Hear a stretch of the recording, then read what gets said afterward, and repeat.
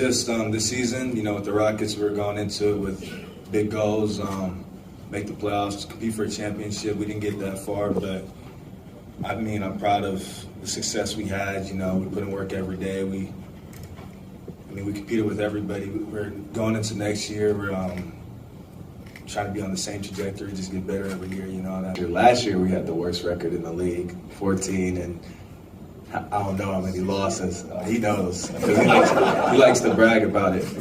But this year we came back, got the right pieces, came together, and we pushed for the playoffs. We made the 6th seed, and we lost in the first round. But it was a good start to go from worst team to top team in the league. And ever since I was a kid, I used to watch the Olympics and see Usain Bolt, Blake, and I always was like, Jamaica always represented gold medal culture to me.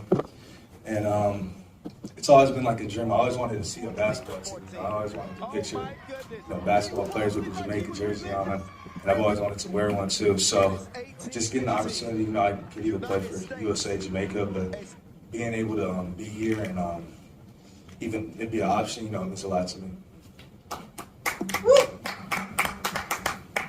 Yeah, it definitely means a lot, and it's something, I would be open to doing 1,000%. Just a culture, like he said, gold medal culture since I was a kid. And only time I got to see the basketball team was a good friend of mine, Josh Minot, played for them a couple years ago, but that's the first time I seen people wearing the Jamaican basketball jerseys. So, just to be able to rep that, helped me a lot.